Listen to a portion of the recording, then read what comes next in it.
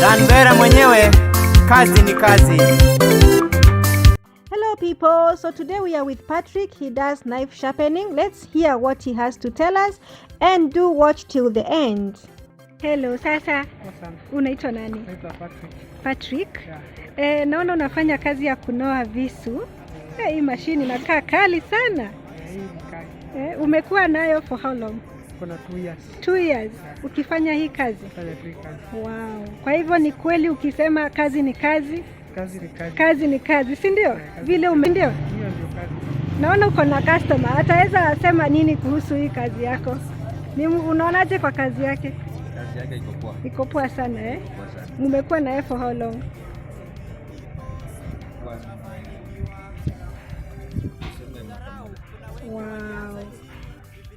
Wow, hiyo ni poa sana. So leo nimekuja nimeleta visu zangu. Hebu nione visu zangu. Nimeleta pia mimi nifanywe hiyo kitu. Nifanywe. Sasa wacha tuone vile kazi inafanyika, si ndio?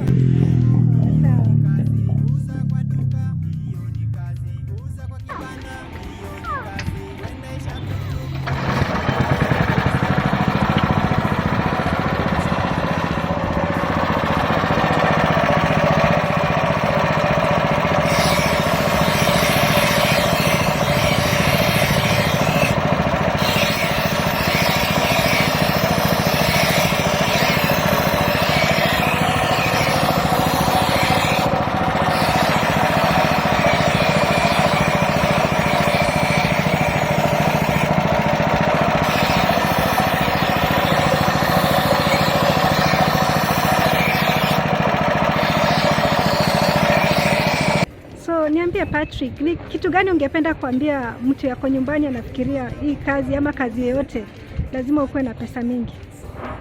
Kazi yote inategemea na imani yako na mipangilio yako ya kesho. Kweli.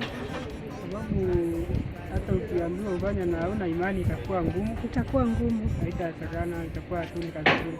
Kweli sawa. Ukijitolea, kazi yote ni rahisi. Kazi yote ni rahisi.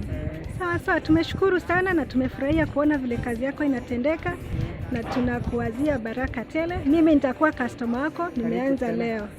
So tuambie aje wenye wanatutazama. Kwaheri na mng'ang'ane pia kwa kila jambo unafanya. Na uheshimu pia hiyo kazi. Ni kweli. Sawa. Karibuni sana. Haya, asante sana Patrick. Karibuni sana. So remember guys, kazi ni kazi. Like, subscribe and get notified.